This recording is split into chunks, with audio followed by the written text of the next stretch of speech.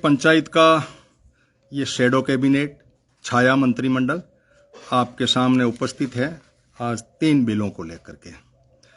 जैसा कि आप सबको पता है कि ये 26 मार्च से लगातार 2 जून तक ये सीरीज चलेगी और इस सीरीज के अंदर हम लोग आपसे रूबरू होकर के ये बात बताना चाहेंगे कि हमने संसद की मिनट टू मिनट कार्रवाई भी देखी है और यूट्यूब और इसके हिसाब से जो हैं गूगल वगैरह से भी कुछ डेटा लेकर के आपके बीच में बिल का जो भी सरकार ने, मोदी सरकार ने पिछले 5 साल में जो किया वो जनहित में है, स्वहित में है या कॉरपोरेट के हित में है। तो आज का पहला बिल है ई सिगरेट के मामले में। ई सिगरेट का धंधा दुनिया भर में बहुत गजब का चल रहा है।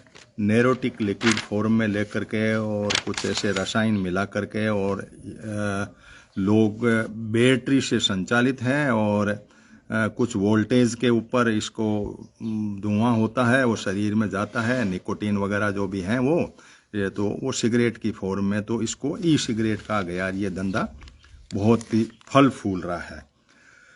कुछ लोग गए, हाईकोर्ट ने भी कुछ निर्देश दिए, उसी की पालना में मोदी सरकार ने कुछ बदलाव किए हेल्थ एवं फैमिली वेलफेयर के लिए। तो इन बदलाव को हम जनहित के लिए मानेंगे पहले तो, और उसके बाद में कुछ ऐसे भी इसके अंदर क्लू छोड़ दिए गए राज्यों को इसका पावर दे करके, या इस तरीके के कुछ ऐसे कानूनों के अंदर पेज छोड़ दिए गए जिसके अंदर ये 2 नंबर के लोग, जैसे अब समझ में ये नहीं आता कि भारत में नशे के लिए इतने कानून बन जाते हैं और न्यूट्रिशन वैल्यू और स्वास्थ्य के लिए बहुत कम बनते हैं।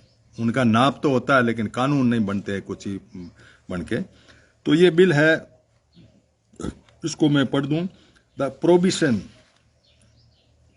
Prohibition of electronic cigarettes production का भी प्रोहिबिशन है, मैन्युफैक्चरिंग बनाने का भी है, इंपोर्ट दूसरे देशों से लाने का, एक्सपोर्ट करने का, सेल करने का, डिस्ट्रीब्यूट करने का, स्टोरेज करने का और एडवर्टाइजमेंट करने का।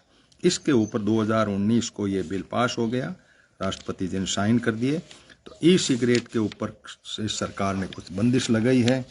हमारे युवा नशे तो चुपके से बहुत सारे हो रहे हैं, तो ऐसी कोई एजेंसी इन्होंने बनाई नहीं जो ई सिगरेट को रोक करके और इस तरह से कोई बात को ये लोग कर सकें, ऐसा कुछ भी नहीं है। लेकिन अब कानून तो कानून है, तो ई सिगरेट का कानून इन्होंने बनाया है। ये कानून के बाद में मैं दूसरे कानून पर आ रहा हूं, वो है चिट फंड का कानून। चिट फंड के अंदर एक व्यवस्था है कि 4 आदमी मिलकर उस चिट फंड का धंधा कर पाएंगे। 4 से ऊपर हो तो वो एक सिस्टम अलग है। 4 आदमियों के लिए पहले चिट फंड की व्यवस्था थी 82 में, 1982 का बना हुआ बिल है। तो इसको अभी इन्होंने अमेंड किया है। तो चिट फंड में 4 आदमी पहले 1 लाख रुपए से चिट फंड का काम, चिट दे दो और फंड बना लो और उसके अंदर आप उधार का सिस्टम कर लो। और ये chit fund, Saradha chit fund मामला हुआ और उसके बाद में गवर्नमेंट ने जो है कोर्ट कचहरियाँ होने के बाद में कोर्ट ने भी कुछ निर्देश दिए। तो इस चिट फंड के मामले में कुछ जो इस तरह की व्यवस्था कर दी कि 3 गुना कर दिया। 1 लाख के प्रावधान को 3 लाख तक का लिमिट है जो कर दी, 3 लाख तक कर दो। उसके बाद में 4 से ज़्यादा लोग हैं, इस तरह का कोई ज़्यादा है तो पहले उनके लिए 6 लाख था तो उसको 18 लाख कर दी। बीच में एक फोरमैन नाम की पोस्ट होती थी, उस फोरमैन की पोस्ट के लिए कमीशन पहले 5% का था, उसको 7% कर दिया। यानी चिट फंड के धंधे को रेगुलाइज तो नहीं कर सकते लेकिन इसको थोड़ा बूस्टअप किया है और डायरेक्ट या इनडायरेक्ट कुछ कंट्रोल भी है। तो ये फाइनेंस का बिल है चिट फंड का। ये बिल इन्होंने 2019 के अंदर पास किया चिट फंड के नाम से और शारदा वाले उसके बाद में। अब उसके अंदर बात ये उभर के आई थी, बहस जो मैंने सुनी और उसमें थी कि भाई आपने ये जो व्यवस्था की है ये बैक डेट में कर देते ना, इसको उससे लागू हो जाता, लेकिन ऐसा इसने किया नहीं। अब एक बिल मैं आपके बीच में ला रहा हूं, वो बिल है एसपीजी का, स्पेशल प्रोटेक्शन ग्रुप। एसपीजी प्रधानमंत्री वगैरह इनको स्पेशल प्रोटेक्शन का जो है उनके लिए जो भूतपूर्व प्रधानमंत्री है उनके लिए इन्होंने कुछ कानून बनाए कि भाई 5 साल के बाद में उस प्रधानमंत्री का कोई एसपीजी वगैरह कोई नहीं लगेगी, खर्चा बढ़ रहा है ऐसे करके। क्योंकि हमारे यहाँ काफ़ी प्रधानमंत्री जी हो गए, मनमोहन सिंह जी है, देवगौड़ा जी है, कुछ तो एक्सपायर हो गए लेकिन काफ़ी 2-3 थे। तो इसलिए ये बिल जो है स्पेशल प्रोटेक्शन का होम अफेयर्स ने अमित शाह जी ने रखा और इसको पास किया, उसके लिए कुछ कानून बनाया। तो आप लोगों को भी इन बातों के ऊपर ध्यान देना चाहिए। एक अहम बिल और है, चौथा बिल है, तो 3 ही कह रहा था मैं, लेकिन आज चौथे बिल का भी वर्णन कर दूं क्योंकि मेरी तैयारी भी है उस बिल पर। वो है आर्म्स का ऊपर, यानी हथियार जो है वो आर्म्स को अमेंडमेंट किया। आर्म्स के अंदर ये सिस्टम है कि पहले एक लाइसेंस मिलता था आर्म का, तो उस लाइसेंस के ऊपर आप 3 तरह के हथियार रख सकते थे। अब इन्होंने उसको कमी करके कह दिया कि 2 तरह के हथियार, दो हथियार रख पाओगे। एक हथियार आपको जमा कराना होगा, जमा कराने के लिए उन्होंने कह दिया भाई फौज का कोई है तो फौज में जाके जमा कराओ, वरना जहाँ खरीदा है तो वहां से उसकी जगह जमा कराओ आप। तो ये आर्म्स का जो है एक तो ये बदलाव किया इसमें।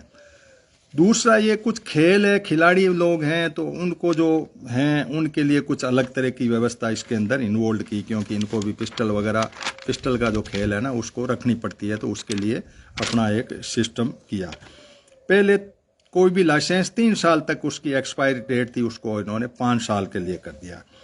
और कुछ लाइसेंस जो है ही नहीं और यूं ही लिए घूमते हैं तो उनके लिए कड़े प्रावधान कर लिए। पहले 7 साल तक की सजा थी तो अब के 10 साल और 14 साल के हिसाब से बढ़ा दी, यानी सजा के अंदर सख्ती कर दी कि आपको बिना लाइसेंस के आप हथियार नहीं रख पाओगे।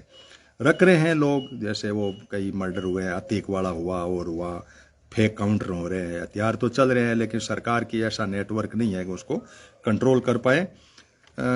दूसरा इसके अंदर ये था कि इसी में भी ये था कि भाई पहले से तो थोड़ा सा ले लेते तो ज़्यादा ठीक था कि हथियार तो वो लोगों के पास पड़े हैं, जमा कराने के हिसाब से इनको करना चाहिए। तो हथियार पे कंट्रोल, ई सिगरेट के ऊपर कंट्रोल आज हमने जो है डिस्कशन किया बिल वो है, और चिट फंड के ऊपर भी इनका कुछ कंट्रोल है।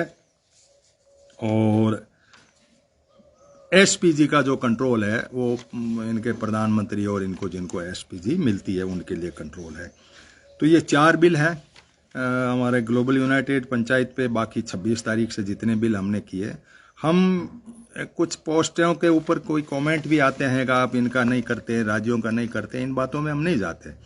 हमारा जो शैडो कैबिनेट है, हमारी छाया सिर्फ भारत सरकार की जो भी गवर्नमेंट है या अंतर्राष्ट्रीय स्तर पे यूएन के ऊपर जो प्लेटफॉर्म है उसके ऊपर हम अपनी बात को रखते हैं। फिलहाल हमारी सीरीज चूंकि चुनाव है, कितने बिल बनाए इन्होंने, क्या किया, जनता के हित के हैं, पब्लिक हित के हिसाब से बने या कॉरपोरेट के हित के हिसाब से बने, इसका हम थोड़ा विश्लेषण करते हैं।